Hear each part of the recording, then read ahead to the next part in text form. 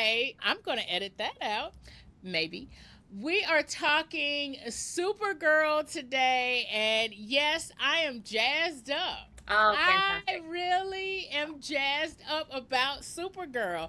And y'all that slept on Supergirl, we are going to spoil it. So please watch Supergirl and then make sure you come back and listen to all the things that we have to say about it, because I am excited about this movie and I am going to talk about this movie. I And had a Jen, great time watching this movie.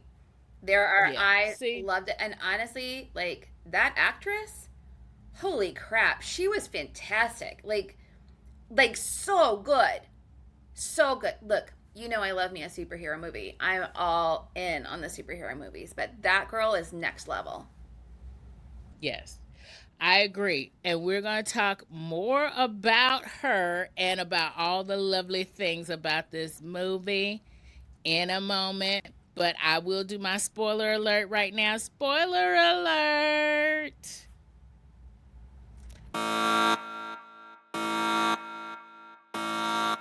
All right, come back and hang out with us as we talk about Supergirl. This is the Nerdy Romantics Podcast, and I'm your host, Y.M. Nelson.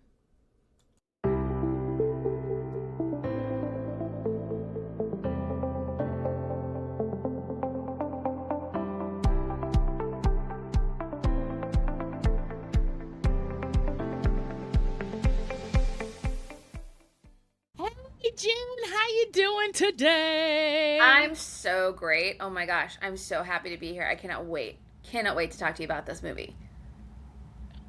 I'm excited.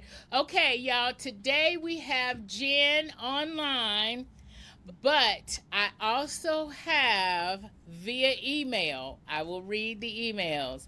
I have Perry via email. We have a virtual Perry today. Yes, exactly. So for those of you who don't actually just see just us together, or you're listening, I have virtual Perry. So Jen and I are here, and I will read what Perry has to say about this movie, including his star rating. Yes, I got it out of him later on. But Jen, as always, in the beginning of this, I always ask, how did you find this movie? Now, I kind of already know, because didn't we kind of already talk about these movies coming up? Ask you this instead. Were you like truly like excited waiting for this movie? It didn't matter if we were going to talk about it on the podcast, etc. Tell me about your history with the Supergirl character going into this. You know what? I have almost no history with Supergirl. Isn't that wild?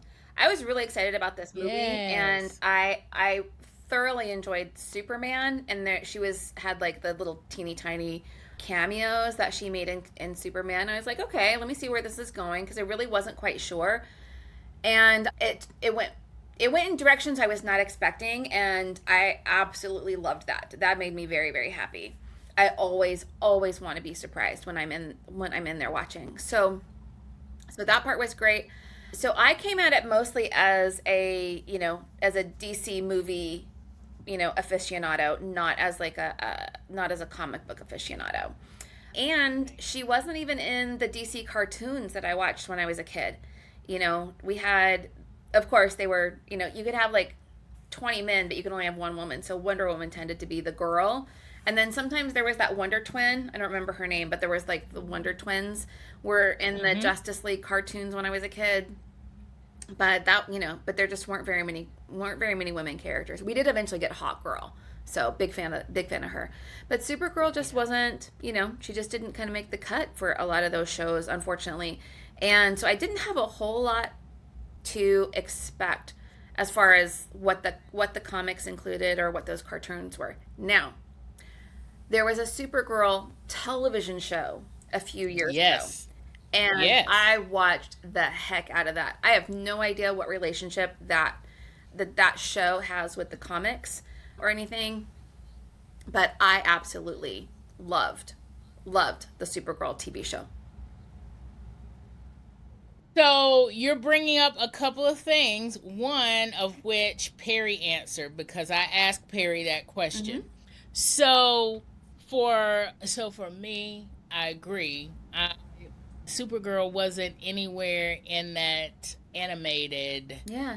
universe for me. Mm-hmm. You saw more DC comics, DC animated shows than I did growing up because a lot of DC animated shows, at least I remember at least one of the Justice Leagues was on a cable station. Oh.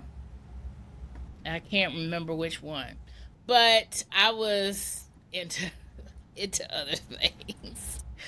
X-Men, that was my thing. Okay, so yeah, I guess I was on Marvel side. And I liked He-Man and Skeletor and all those. So yes, we are going to talk about Masters of the Universe. That was a hint to the next podcast episode. Thank you.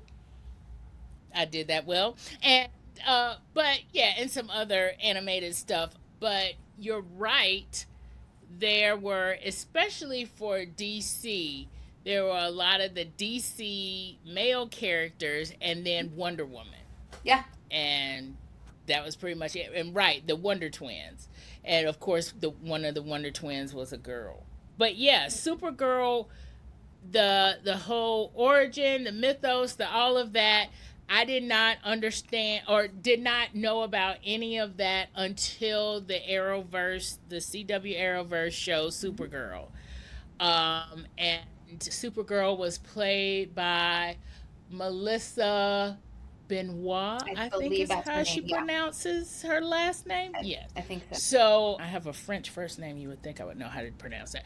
But anyway, I'm Southern, y'all. Okay. So anyway, we're really having fun on this show today, and I'm not going to edit like any of this out, y'all. I mean, I'm going to just say that right now. I'm not going to edit any of this out. See, this is what happens I just love talking to I you. go out strip. Guys, hang on, because we could be here for a while. There's always something else to talk about, Yes. So I'm with you. Yes, it is. I'm with you. So. So I'm going to try to stay on script because, yes, Jen just warned y'all we could go off the rails, but we are talking Supergirl, and you're right, I didn't have as much background as I normally do. I was actually just going to see the movie because it's Supergirl and I just want to see the movie. It's a superhero movie. Yeah. And y'all, I mean, I saw the trailer and she's beating up bad guys and throwing them around, and she's protecting girls, and she's protecting people who need to be protected. And Lobo is riding in on his motorcycle and being all badass. And I'm like, I gotta see this. So yes, I went in pretty much like Jen did, with not a lot, but with a lot of excitement about this movie. And I feel like excitement wise, it delivered. 1,000%. Absolutely delivered. Absolutely delivered. Right. Yeah. Some of the best fight scenes that I have seen in a superhero movie. And guys, I go to a lot of superhero movies, and I'm telling you. Yeah. I'm telling you, the fight scenes in this one, fantastic. They're great. They are amazing.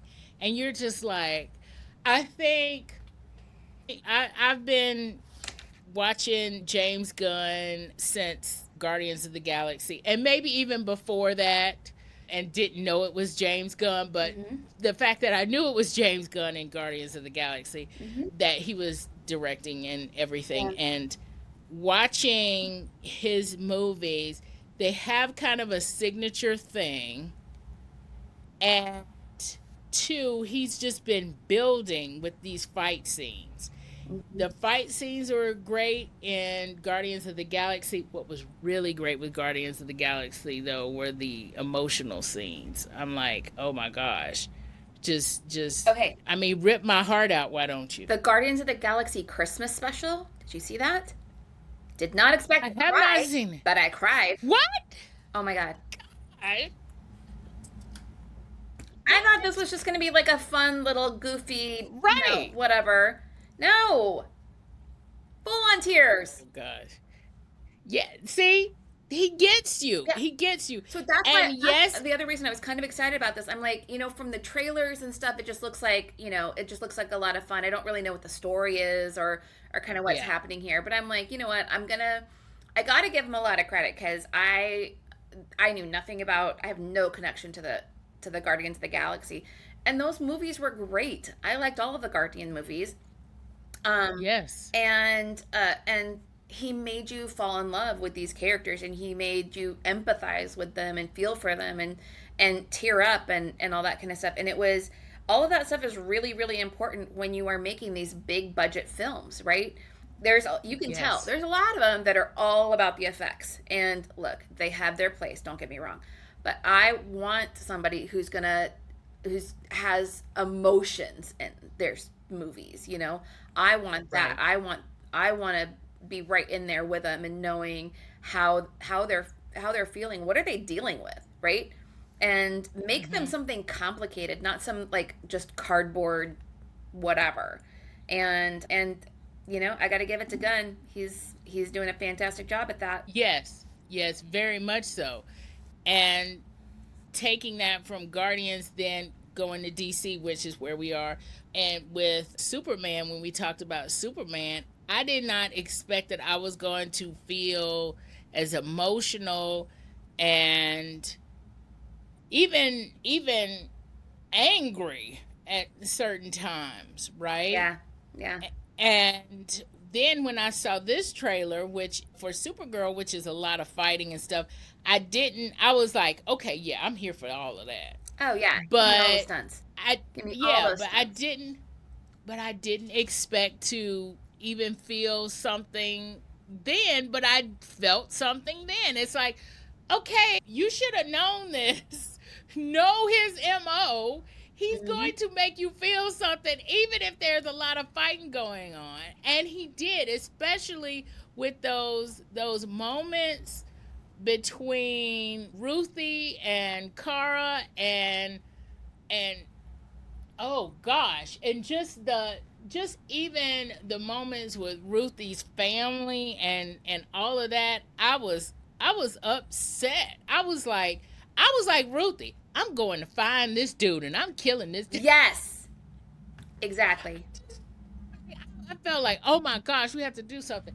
And then and there's a lot of other places where you feel something, but at the same time you're like, these fight scenes are just amazing, like just totally amazing. I was going to talk about this a little bit later, and we'll get back to this a little bit later, because there's one point that I wanted to make before we leave the history part of Hmm. this, which is we're going to throw it over to Perry via email. So this is what Perry said about the origin of Supergirl, because I was talking to him specifically about the origin story. Hmm. So basically, with the origin story, he said there have been different Supergirl origins over the years. The original version had this origin, the one that we see in this Supergirl. Oh, okay. Except there, it was originally just an air bubble that surrounded Argo. You know how, like, they had that force field thing? Comics in the Silver Age were weird. But it eventually was changed to a force field. That's the origin story they used in the Helen Slater film. I do not remember this film. I do not know the film that he's talking about, but I will put it in the notes about this film. In the 1980s, DC published Crisis of Infinite Earths. So this is where we are, Jen, Hmm. which, just like on Arrowverse, all the different realities were merged into one Earth.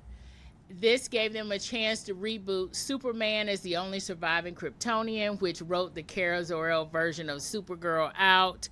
Then in the early 2000s, Jeff Loeb reintroduced the Kara version. I said Kara. Her name is Kara. The Kara version, and he came up with the origin we saw in Arrowverse and in Smallville.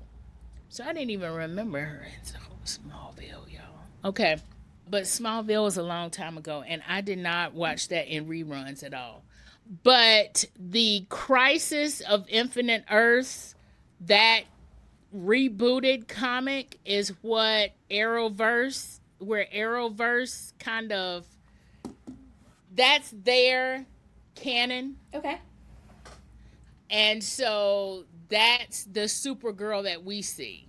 Okay. Is the Crisis of Infinite Earths Supergirl. Okay. From the 2000s. Yeah. So that's why for me, and I don't, for me and for Millard, whom I saw this with, that's why it was a little bit jarring when they went back and they showed the origin story, because that was the only thing that I was going in with. I knew that, right? But they changed it. So I had to latch on to something else here as far as appreciation, but I had so much to latch on to, and so many things I loved about this movie, that it being what I knew, or going into it knowing something, was moot point, because it was just a good movie. Yeah. So, going from that, the whole good movie thing, what did you like as far as characters? What characters really stood out to you? You were talking in the beginning, in the intro, that you loved how Millie Alcock played Kara Zor-El. Mm-hmm. Let's talk about that, because I want to dispel everything that the incels are talking about when they are comparing Melissa and Millie, and they should not. Mm-hmm. As we have seen, y'all, they're totally different roles. Totally different. Totally different roles. Exactly. Whole different purposes. And yeah, I wasn't here for the bad reviews. I know anything with a woman lead is going to get totally trashed. Yeah. Completely unfairly. Look, there's bad movies out there, don't get me wrong, but when you see that much hate, you're like, nah, I don't even need to look at it. But for me, oh my gosh, she did such a fantastic job. So she's immediately she's like somebody that you just want to, like, you just kind of want to laugh at, like, oh, what a silly little girl, right? And then, but real quick, you're like, oh, that silly little girl has an awful lot of depth, has an awful lot of concern for the little man, and concern about how, for people, and how they are treated, and willing to fight, but not willing to connect, I think is kind of the way she is. Right? She'll fight for you. She's going to fight for what's right, but she doesn't want to be friends afterwards. Right? She just doesn't have the emotional capacity for that, for a lot of reasons. And so, watching her go through that, and the range of emotions that girl was bringing to a scene in a cantina somewhere, or even just how she interacted with Ruthie when Ruthie got on screen. Yes. Yeah. The amount of work that she is doing in her acting is just phenomenal. So I'm here for it. Yeah. Just totally here for it. You're right. That range. Yeah. That she played in this.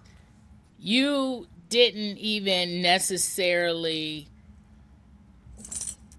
with the words and with the language and with the plot, it doesn't necessarily show character arc, but her playing it, and her whole range, and how she played that, she is showing character arc. Yeah. Like, she walks differently in the end.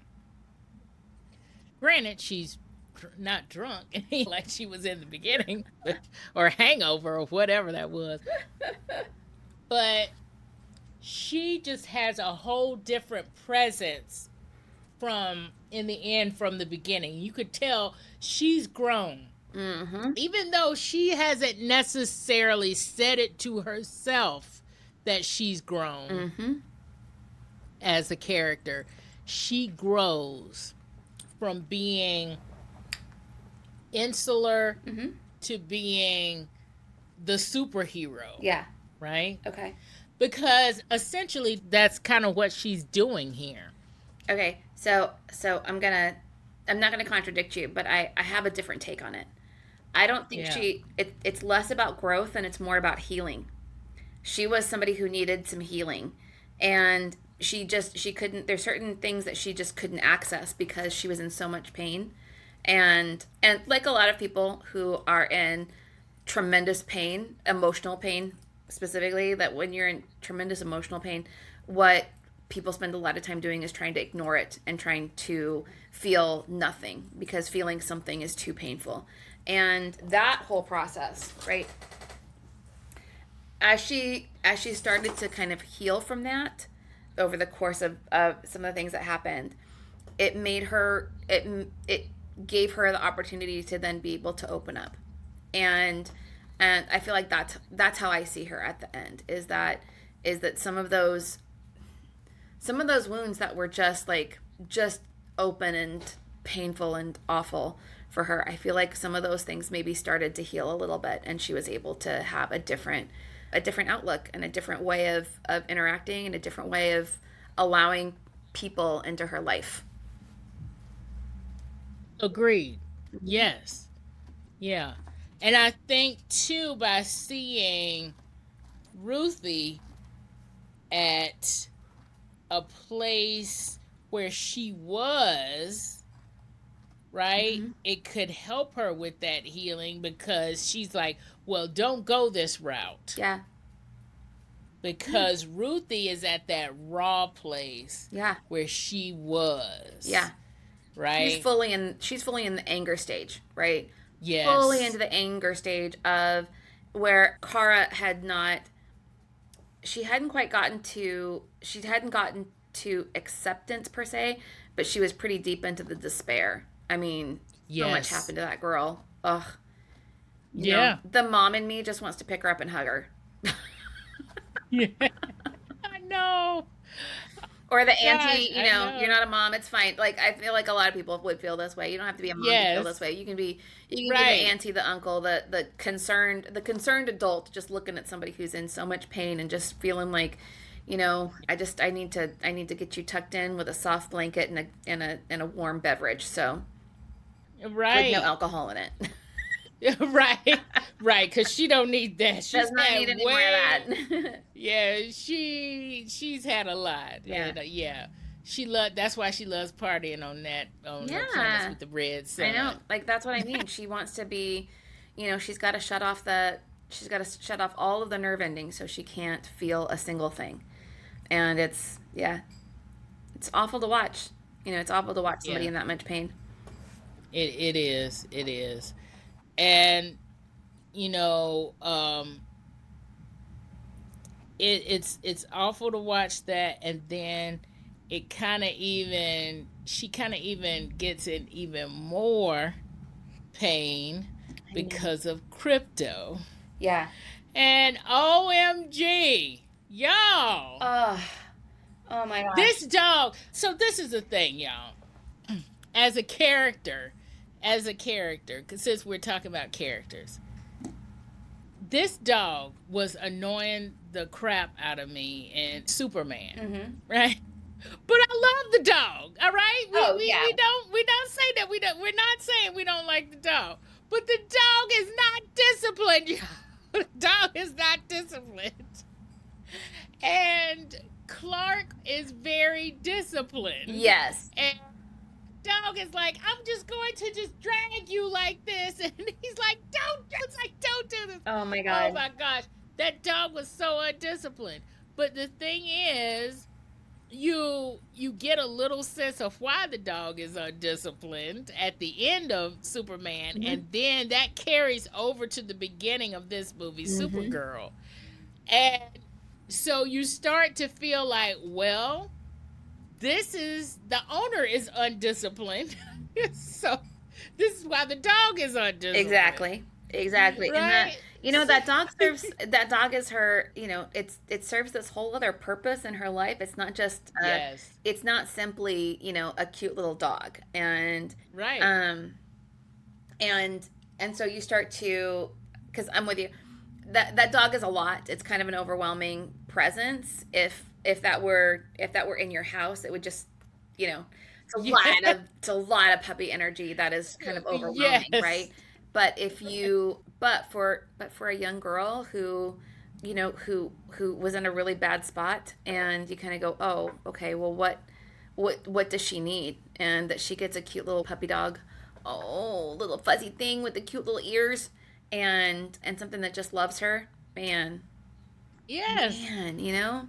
Unconditional Just that love, and unconditional all love that and she needs. always be there.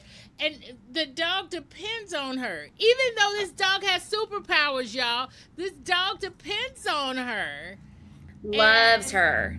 loves her unconditionally. And the thing is, when the dog gets hurt, we all feel it.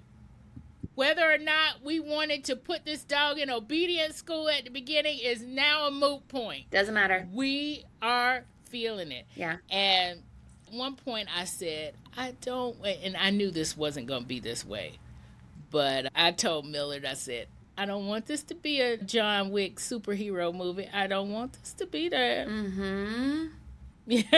I'm like, we're not doing this. Oh my I God, was we're a little not doing concerned. this. I can't. Yeah, I was too. Okay, I'm glad I was I'm not concerned. the only one that was concerned about Yeah, this. I was super concerned. Look, we already said we're gonna spoil this, guys. Just know the dog lives. Okay, the dog lives, so we can just kind of Yes. get that out of the way. But let me tell you, I said as long as they don't hurt the dog, it'll be fine. And somebody who had already seen the movie kind of gave me a look, and I was like, oh, I don't know about this.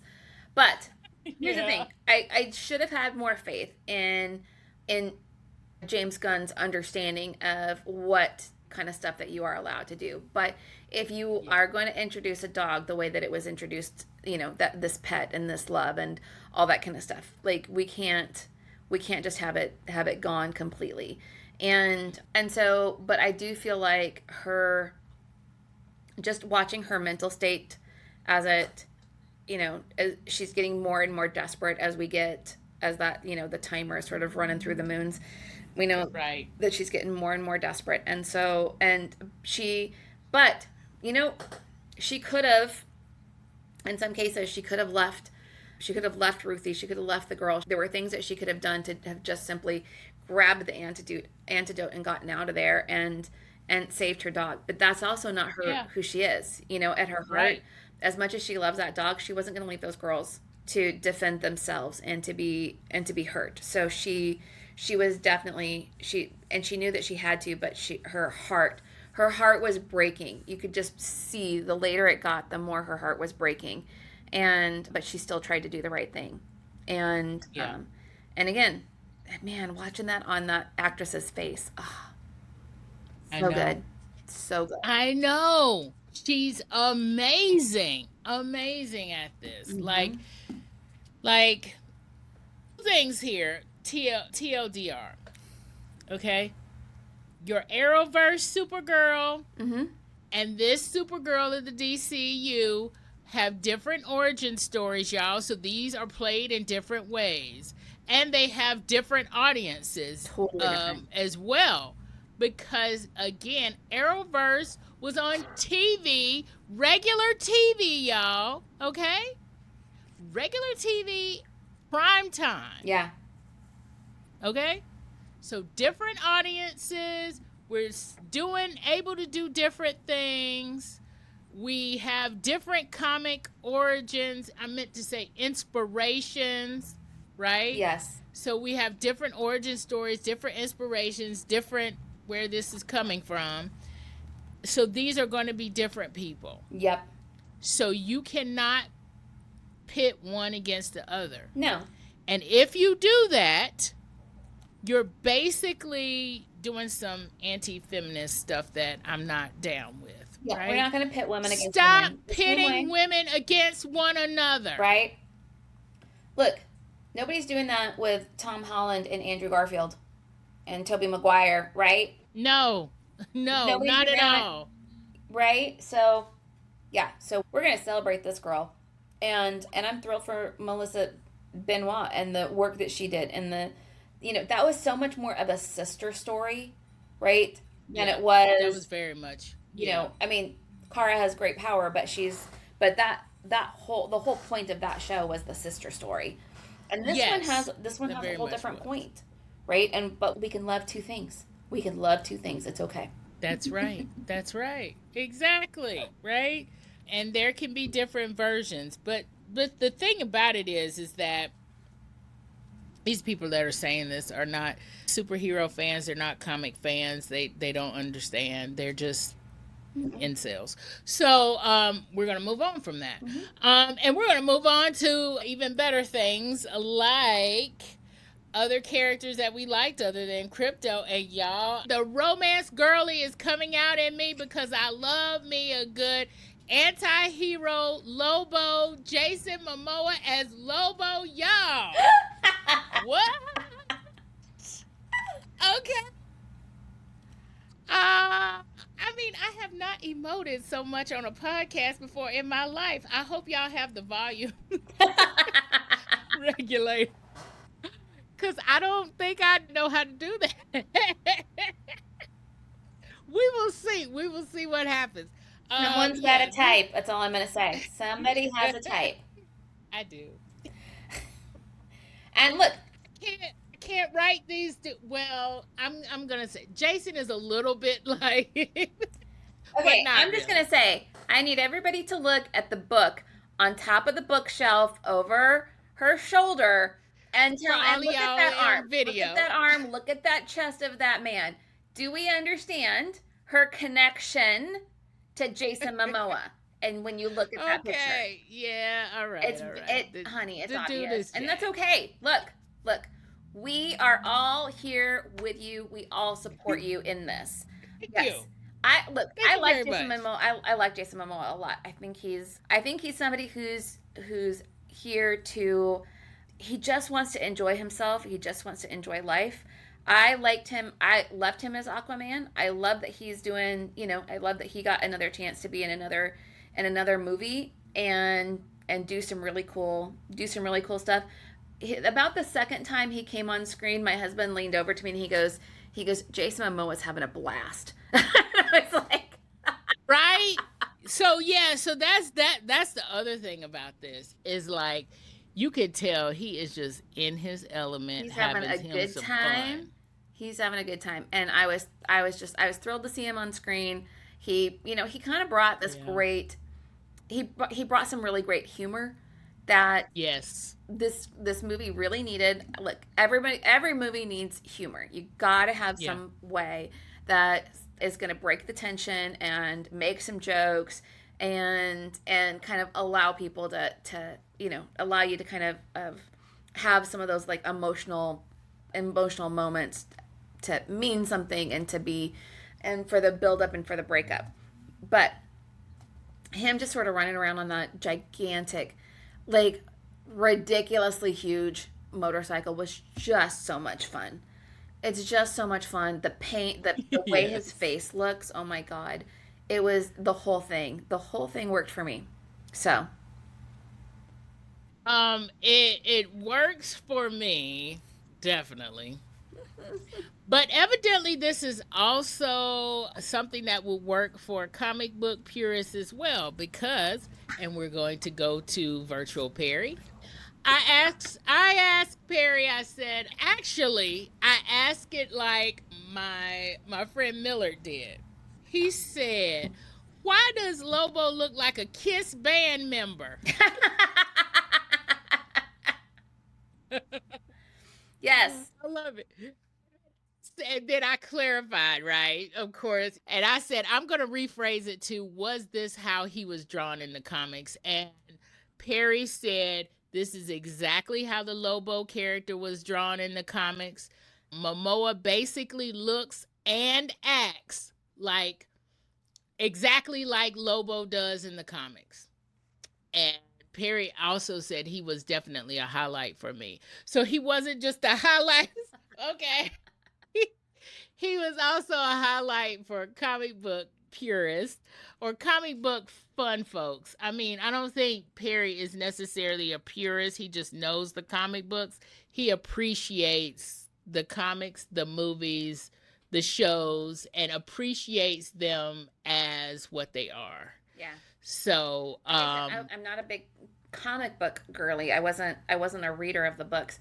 So it never occurs to me to Google these characters and see what they look like or where those stories Yeah. come from. I kind of see the movies as like the movies are their own thing, right? They're going to take either Yes. storylines, inspiration, characters, like those kinds of things, but we have to look at it as its own piece of media. Comic books are their own piece of media, right? All these different versions of these stories. Like we can appreciate everything. All of it can be great.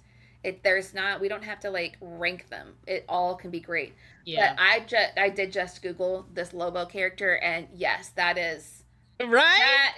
that is precisely that was like a template, man. They just put that straight onto Jason Momoa's face. Jason. Wow, Mhm.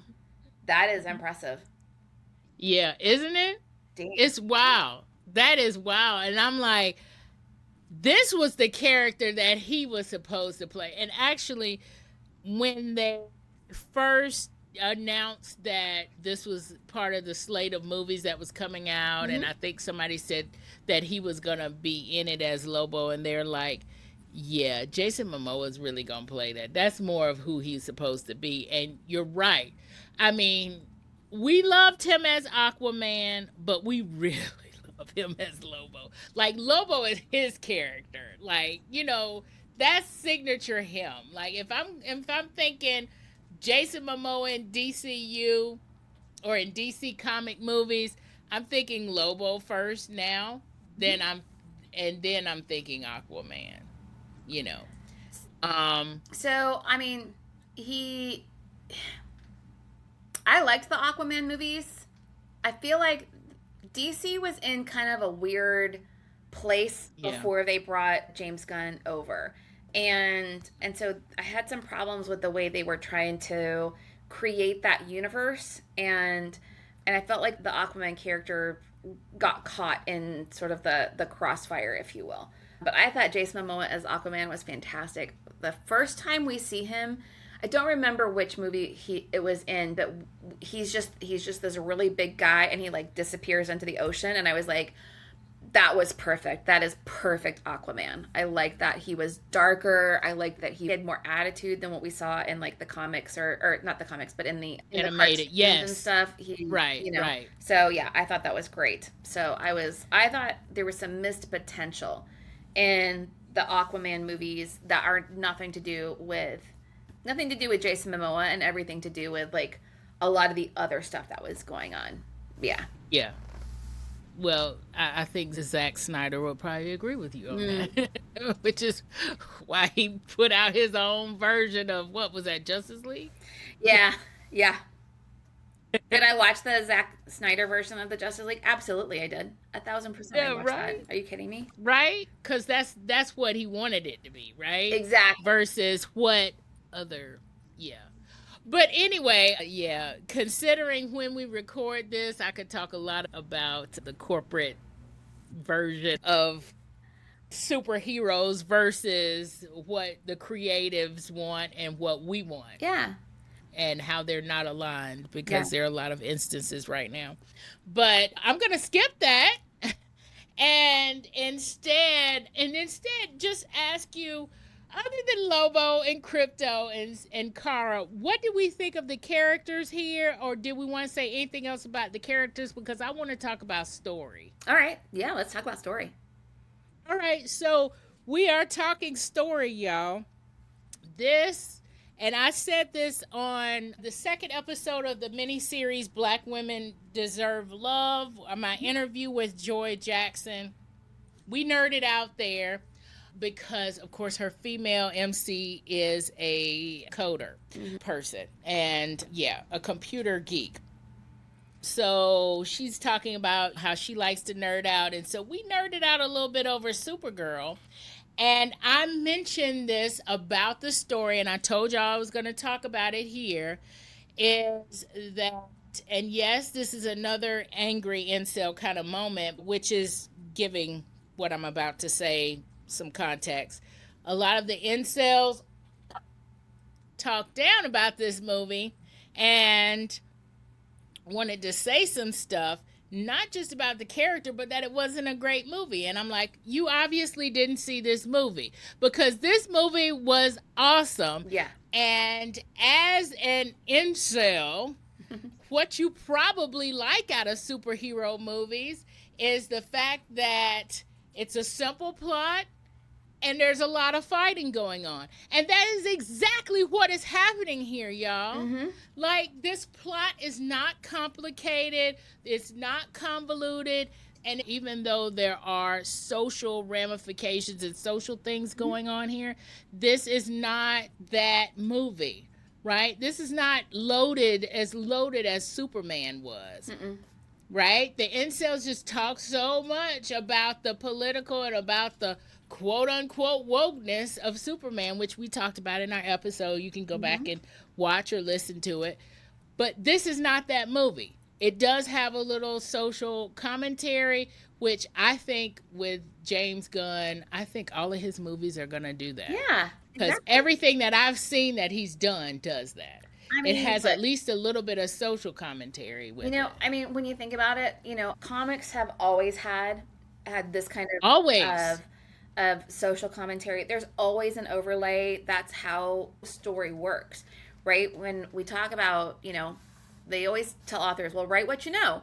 And sometimes people take that as like, I should write a memoir because I know myself. But honestly, what it means is like, look around you and what are the things that you see that are happening around you? What are the people around you doing and what does it look like? And honestly, there's so many stories for the last couple of hundred years that you can say that about, right? Where they're not writing about themselves, but they're writing about the world that they live in. And that's what James Gunn does. He, do we have a Supergirl? No. Do we have a Crypto? No. Do we have a Superman? No. But we do have, but there are things that are happening in our world. There's things that are happening, for real. There's real grief that people are dealing with, like we were talking about before, right? There's a lot of real in these movies. And I kind of appreciated the fact that you didn't have to watch, you don't have to see 7 other movies to get this one. This one, it's a standalone. Yes. Superman like shows up a couple of times, right? But it's very minor. Like it is on Kara's shoulders to carry this movie and be that person. And I will say that when you kind of when you think about it, that the little girl Ruthie, like she steps right up. She steps right up to be able to carry it. And you're asking a lot of 2 people that are pretty unknown and a character who's fairly unknown. And, to pull this off in these big, giant set pieces, these big, giant fight scenes, the tremendous amount of emotion that is required of this girl. And I really hope that we see people talking about that part of it. Yeah. Yeah. Yeah. And see, this is the other thing why I mentioned, and this is the other thing why I mentioned if y'all slept on it, because a lot of people from hearing all this negative talk online didn't go to the theater and see it, and y'all missed it, y'all. And so now a lot of people are seeing it because as we are recording this, it is now on,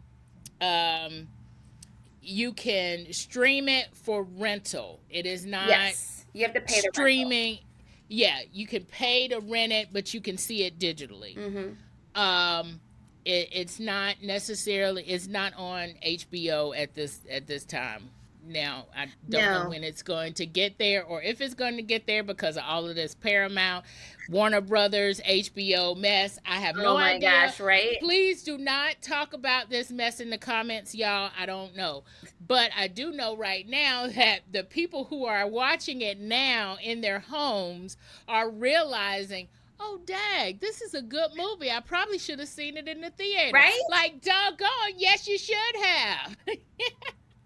Because it was awesome. Don't listen to these negative people online, y'all. Listen to me. Okay, I'm going to share with you. Listen to Jen and I. I'm going to share with you and your listeners a little thing that has helped me with a lot of the negativity that is out there in this world.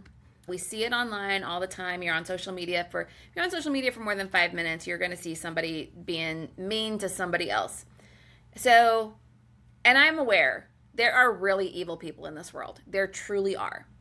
But one of the things that helps me sleep at night and helps me to not like spiral about how big this evil problem is the fact that I can remember that there are bots in this world too. And there are all of the meta apps. They've talked about the fact that they have created these AI bots that will keep people engaged on the platform. And one of the things that keep people engaged on the platform is to be mean. And it just gets so much more engagement than when people are nice about something. I saw this movie and I loved it. You might get like, maybe you'll get 1,000 comments or 1,000 likes on something nice like that. But man, you say something mean, you say something controversial, and people are going to debate you in the comments, and they're going to stand up for what they believe and everything. And look, there's I'm not saying don't do that. I'm just saying that when I need to separate myself and say I just need to believe at this moment that those are bots, they're not real people, because otherwise I'm just going to like spiral into this negative space. That really helps me. So if that helps you or anybody else, then good for you. Yes. But it really helps me to believe that there's way more good people in this world than there are evil ones. So yes. Mm-hmm. And that's why I'm not responding to any of y'all's negative comments in the comments section. Because I just assume great policy. Oh, yeah. I just assume you're bots. Like, just block them. Okay. Just block them, baby. We will continue this discussion on our next episode. Make sure you're subscribed to Nerdy Romantics Podcast, wherever you get your podcasts. And visit nerdyromanticspodcast.com to subscribe to our newsletter, where you can get show notes directly in your inbox. Thank you for listening.